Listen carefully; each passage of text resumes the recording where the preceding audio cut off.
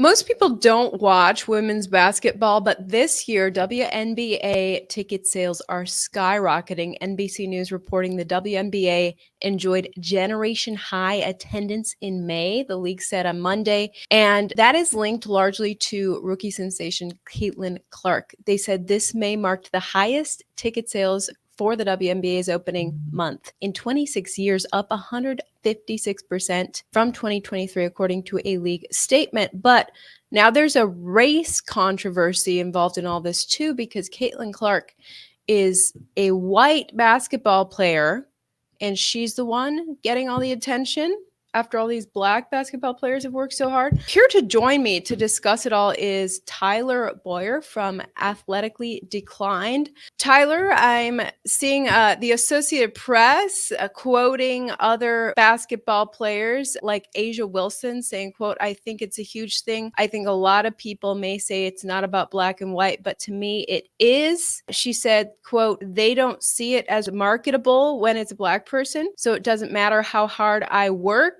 And black people's," she goes on to say, "black people's work just gets swept under the rug." So there's racial division that is sometimes playing out on the court, right? Take me through what's going on. Yeah, no, thanks again, Ivy, for having me. I mean, you kind of hit the nail on the head there. It's really unfortunate situation. Like, the numbers are probably pretty staggering too. I've got a few of those here I can share with you just to kind of, go more into your point. Road game attendance have spiked since Caitlin Clark's been in the league. Again, she's played, not even a full season. 87% attendance spike on road games, where the Indiana Fever, which is the team that Caitlin Clark plays for. Again, Caitlin Clark, number 1 overall pick in this year's WNBA draft. She's accounted for 33.5% of all attendance this season as of Tuesday's publication. This article that I'm reading is from Outkick, pretty credible news source here for sports. This article is posted on June 14th. But one number I really want to draw some attention to that's pretty eye-opening. Of the 53 WNBA games played this season of June 14th, okay, there were 405,000 fans in total at those games. In the 13 games Caitlin Clark has played in, that has drawn 203,000 fans. So it's there's no way around the fact that Caitlin Clark is the reason why women's basketball is getting such a spotlight right now. So when you first told me about the story, you said something about some of this attention happening for the wrong reasons. Take me through that.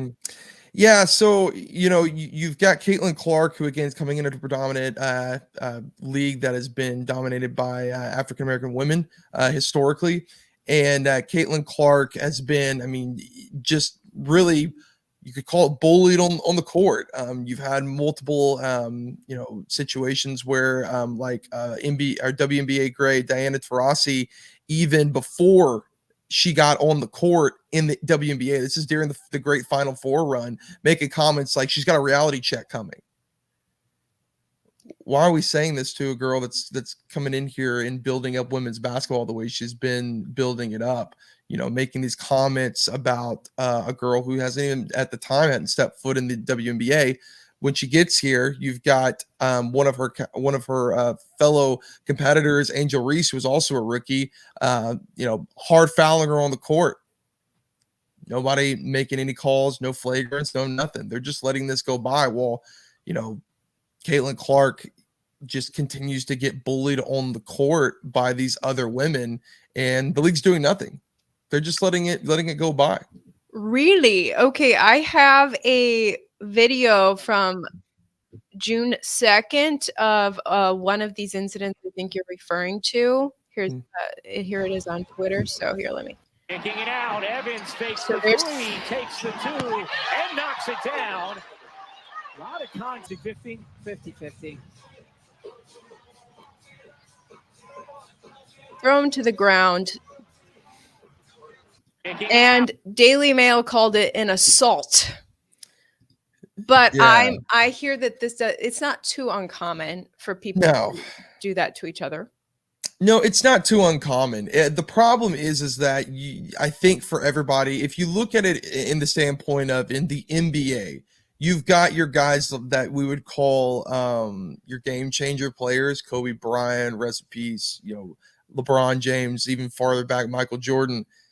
This kind of like play wouldn't like stand by. The league wouldn't let it happen. They call foul. And this is something that's going on, a few different games. However, the difference is that because she's a white, straight female, now you're getting into this narrative where it's the media doing what they like to do, and they're coming in taking advantage of a situation where now they are making this, rather than being about the great things that are going on with women's basketball and women's sports in general, frankly, and progressing that, this has become more about a white girl from Iowa coming into a predominantly African-American ran women's league. And, just to quote The View with here over one of the View's hosts had said, I do not think that there is a thing that I think that there's a thing called pretty privilege. There's a thing called white privilege. There's a thing called tall privilege, and we have to acknowledge that. Why are we making this about privilege in general? This is women's sports. This is something great happening in women's sports with the attention, and we're trying to hijack that for some political gain. So she didn't get fouled for hitting Caitlin Clark like that? Mm-mm. Really? Did not get called. So AP saying Caitlin Clark, much like Larry Bird, the focus of talks about race and double standards in sport. But why? Okay, so that would be a double standard that she was not fouled for assaulting or, throwing her to the ground. But with, why are so many people coming to see Caitlin Clark? Is she that much better than these other incredible players? Yeah. So again, it's really a thing of Caitlin Clark and as a whole of who she is. First off, Caitlin Clark's she's a genuinely good person. You see nothing negative from a standpoint of how she just conducts her business. She's very professional. She's the type of person, me as a father, I would want my daughter to look up to and to kind of idolize as a role model for women's sports.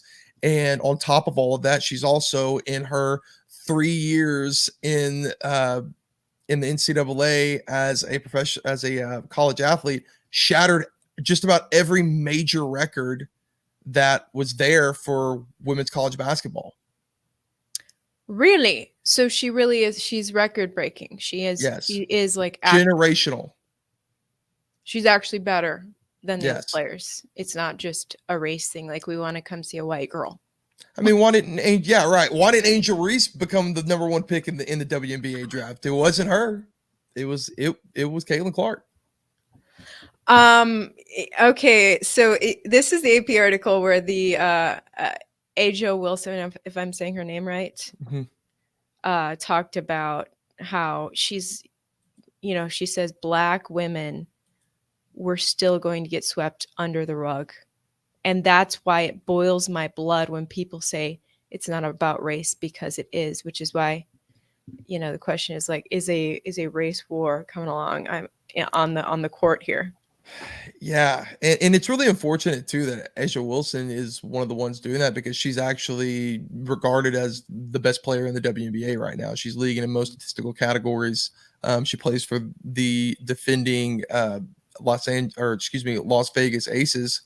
And, you could look at this as one of the main spokespersons for the WNBA in terms of talent. And instead of, encouraging a rookie like Caitlin Clark and recognizing her value to the league that Aja Wilson is also responsible for helping grow, it seems as though we're asking, it's almost like they've asked for the attention, right? And because the attention is not coming in the package they want, now they don't want anything to do with it. So Aja is the best player in the WNBA right now? Correct. So that would be why she'd be so frustrated, because here she is the best and she doesn't have the name recognition as this rookie. Correct. And here's Aja. And so she's like, is it because of my race? Because this young girl is scooping up all the attention. she'd be frustrated like that. If you look at the NBA, it's, you know, white people could say that it's racist towards black people. Like, people care more about watching a black player because they turn out for the players. They idolize the black players in the NBA. Right. The black players typically are the best. So why is the opposite happening in the WNBA? Yeah, you know, and it's funny too, because again, like, you look at the NBA and there's a little bit more of a, you know, we call it, you back the white boys in NBA, and people really get excited when you've got a white guy that's balling, essentially, for sports term, right? Like, we Look at, don't suck after all. right, exactly. Like Austin Reeves, it's a great example. I mean, Austin Reeves has been the center of attention for that specific thing, with the Los Angeles Lakers being a part of the team that's led by what you would call the face of the NBA for the past 2 decades with LeBron James. And he is a big part of their success over the past few years, being a white player that's garnered the respect of a predominantly minority-focused league.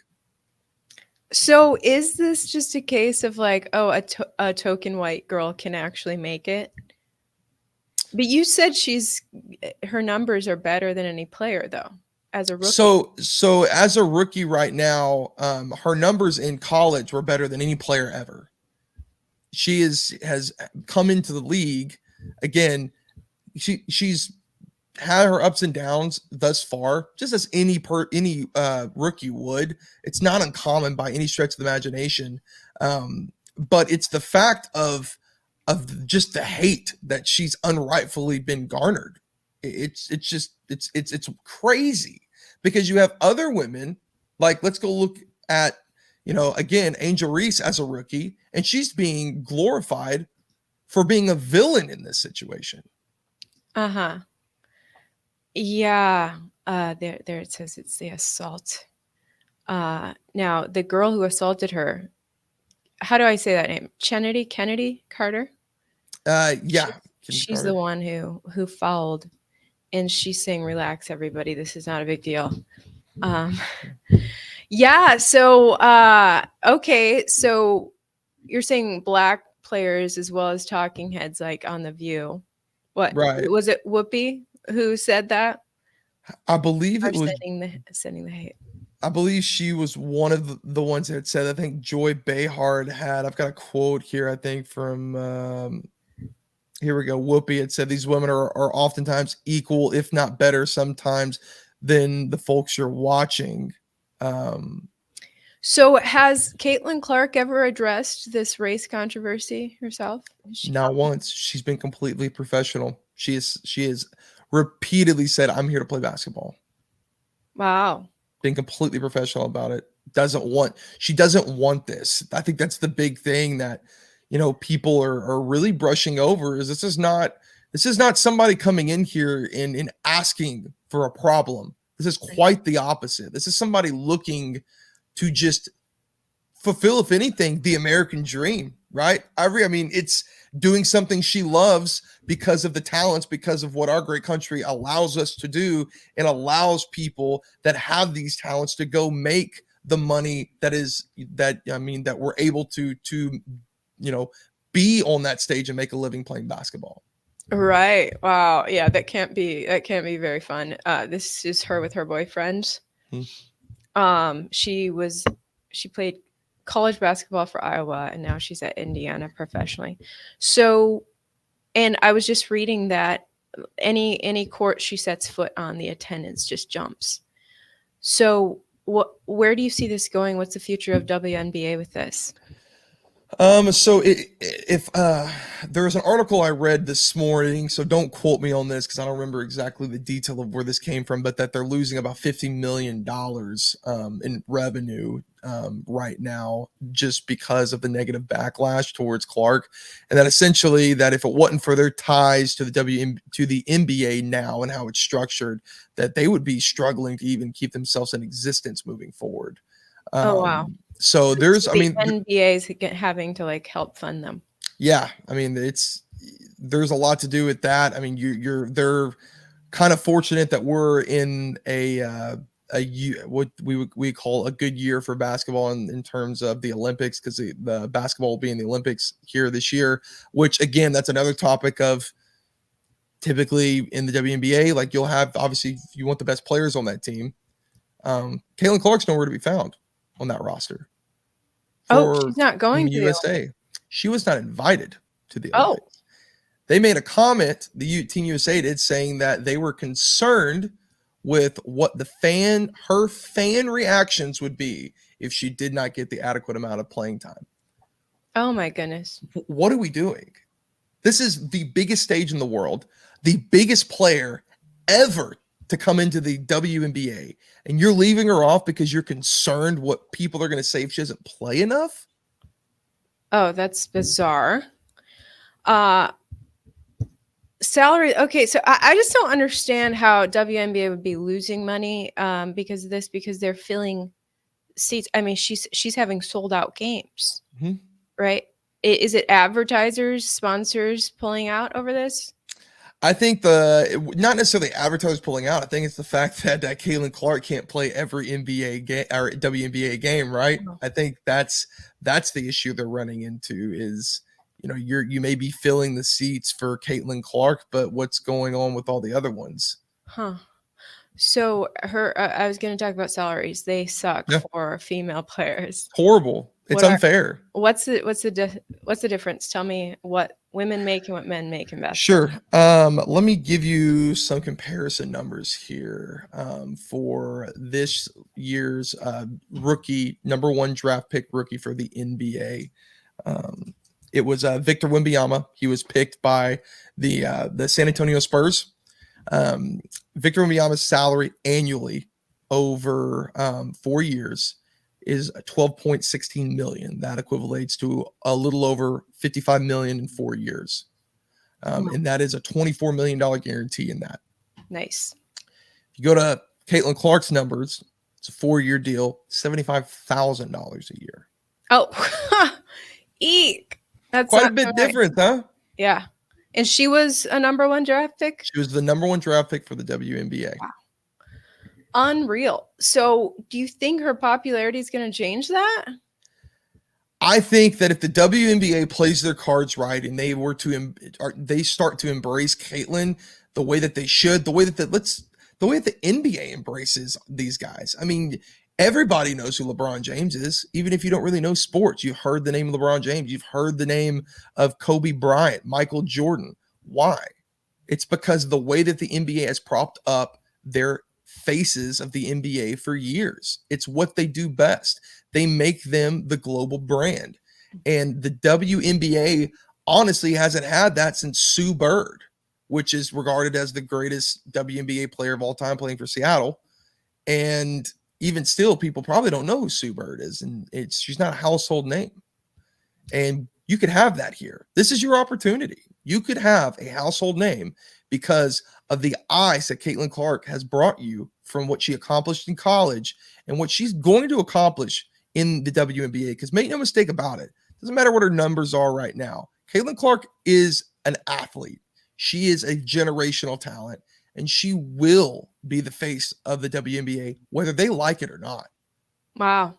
Well, this is another reason I don't understand why the WNBA is struggling financially, because they barely pay their players. So they have low overhead. What's going on? Right.